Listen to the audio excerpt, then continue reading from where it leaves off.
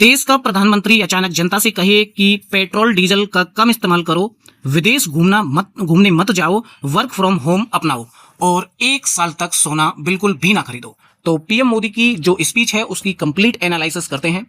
तो शुरुआत करते हैं सोने से। 1 साल तक सोना मत खरीदो का जो स्टेटमेंट है उससे क्या जनता को सीखना है?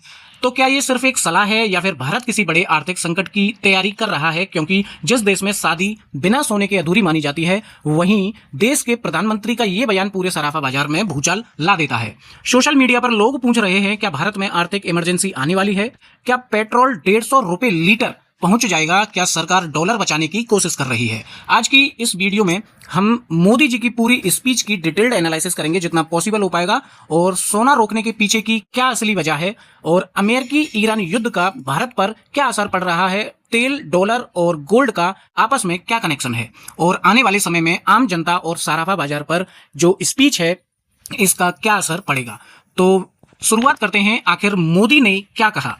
तेल संकट और वेस्ट एशिया टेंशन के बीच प्रधानमंत्री नरेंद्र मोदी ने हैदराबाद के सिकंदराबाद में भाषण देते हुए लोगों से अपील की कि पेट्रोल डीजल का कम इस्तेमाल करें, मेट्रो का कार पूलिंग अपनाएं, वर्क फ्रॉम होम करें, विदेश यात्राएं कम करें, खाने के तेल और फर्टिलाइजर्स का इस्तेमाल भी घटाएं और 1 साल तक सोने की खरीद से बचें। ज्यादा जरूरत हो तभी सोना खरीदें।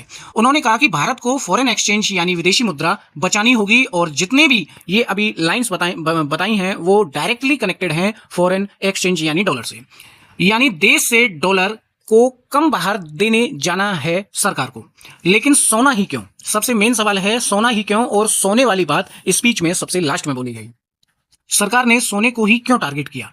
क्योंकि भारत दुनिया के सबसे बड़े गोल्ड इंपोर्टर्स में से एक है। भारत हर साल लाखों करोड़ रुपए का सोना विदेशों से खरीदता है, और जब भारत सोना खरीदता है तो जो पेमेंट होती है वो डॉलर में होती है।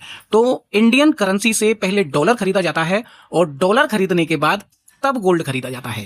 मतलब ज्यादा गोल्ड इंपोर्ट किया जाएगा इंडिया में तो ज्यादा डॉलर देना पड़ेगा, और जब ज्यादा ऑयल इंपोर्ट करना होगा इंडिया में तो भी ज्यादा डॉलर देना पड़ेगा, और अगर डॉलर तेजी से बाहर जाने लगे तो रुपए पर इसका दबाव पड़ेगा। यही कारण है कि पीएम मोदी ने इकोनॉमिक पैट्रियोटिज्म यानी आर्थिक देशभक्ति की बात कही। अमेरिका ईरान का जो युद्ध है इसका भारत से क्या लेना देना है? अब यहाँ कहानी और गंभीर हो जाती है। अमेरिका और ईरान के बीच बढ़ते तनाव के कारण मिडिल ईस्ट में तेल सप्लाई पर खतरा बढ़ गया है, और भारत अपनी जरूरत का बहुत बड़ा हिस्सा तेल का विदेशों से ही इंपोर्ट करता है। अगर तेल महंगा हुआ तो पेट्रोल डीजल के रेट्स बढ़ाने पड़ेंगे, और इनके रेट्स बढ़ने से ट्रांसपोर्ट महंगा हो जाएगा, सब्जियां महंगी हो जाएंगी और फैक्ट्रियों की लागत बढ़ेगी। तो देश में कहीं ना कहीं महंगाई अपनी चरम पर पहुंच जाएगी। कुछ रिपोर्ट्स में दावा किया गया कि क्रूड ऑयल तेजी से ऊपर गया तो पेट्रोल डीजल के दाम बढ़ सकते हैं। हालांकि सरकार ने फिलहाल कहा कि फ्यूल क्राइसिस जैसी स्थिति अभी दिख नहीं रही है और ना ऐसी स्थिति बन सकती है। लेकिन पीएम मोदी की अपील ये दिखाती है कि सरकार पहले से तैयारी करना चाहती है। पीएम मोदी की जो स्पीच है उसमें यह भी कहा गया, वर्क फ्रॉम होम की बात क्यों की? उन्होंने वर्क फ्रॉम होम करने को लोगों से क्यों अपील की? बहुत लोग सोशल मीडिया पर पूछ रहे हैं क्या फिर लॉकडाउन आने वाला है, लेकिन अभी ऐसा कोई आधिकारिक संकेत नहीं है। असल में पीएम मोदी ने कहा कि कोरोना काल में लोगों ने work from home, virtual meetings, online conferencing जैसी तमाम गतिविधियां की, और नहीं भी की और तो वो ऐसी गतिविधियां करना सीखे जैसे तरीके तमाम उन्होंने अपनाए थे जिससे फ्यूल कंजप्शन कम हुआ था। मतलब अगर लोग कम बाहर निकलेंगे तो पेट्रोल बचेगा, डीजल बचेगा, देश का डॉलर बचेगा डायरेक्टली। यानी ये लॉकडाउन नहीं बल्कि फ्यूल सेविंग स्ट्रेटेजी के रूप में देखा जा रहा है। सोशल मीडिया पर क्या हो रहा है? अभी जब स्पीच आई है उसके बाद सोशल मीडिया पर क्या क्या वायरल हो रहा है। अब बात करते हैं सोशल मीडिया रिएक्शंस की। ट्विटर हो, इंस्टाग्राम हो, एक्स हो, यूट्यूब हो और फेसबुक हो, इस मुद्दे पर क्या क्या अपनी बात रख रहे हैं तमाम सोशल मीडिया। कई लोग कह रहे हैं सरकार को आने वाले संकट का अंदाजा है, कुछ लोग इसे इकोनॉमिक इमरजेंसी प्रिपरेशन कह रहे हैं। इंस्टाग्राम और एक्स पर मोदी जी की स्पीच के क्लिप्स तेजी से वायरल हुए हैं।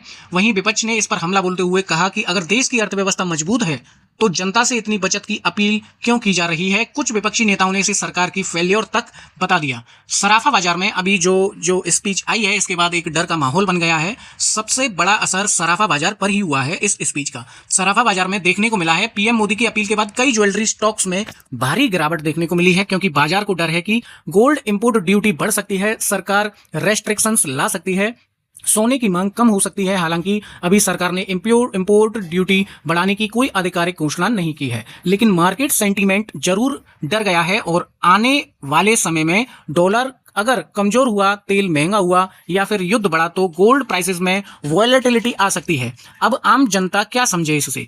अभी सरकार किसी आर्थिक आपातकाल में नहीं है। भारत के फॉरेक्स रिजर्व अभी भी काफी मजबूत बताए जा रहे हैं, लेकिन सरकार शायद ये नहीं चाहती कि तेल पर ज्यादा निर्भरता बढ़े, अननेसेसरी इंपोर्ट्स बढ़े और ग्लोबल क्राइसिस का असर भारत पर भारी पड़े। इसीलिए अभी से जनता को fuel saving, local products, controlled spending जैसी आदतें अपनाने को कहा जा रहा है। पीएम मोदी की ये स्पीच सिर्फ सोना मत खरीदो वाली अपील नहीं थी, बल्कि ये एक बड़ा संकेत था। दुनिया में आर्थिक और तेल संकट गहरा रहा है, डॉलर पर दबाव बढ़ रहा है, तेल भारत के लिए बड़ी चुनौती बन सकता है और गोल्ड इंपोर्ट देश के खर्च को बढ़ा रहा है। अब आने वाले समय में गोल्ड मार्केट, पेट्रोल प्राइसेस, रुपये और आम आदमी की जेब, इन सब पर नजर रखना बहुत जरूरी होगा। क्या सरकार सही समय पर लोगों को चेतावनी दे रही है या फिर आने वाले बड़े संकट का कोई ये एक संकेत है?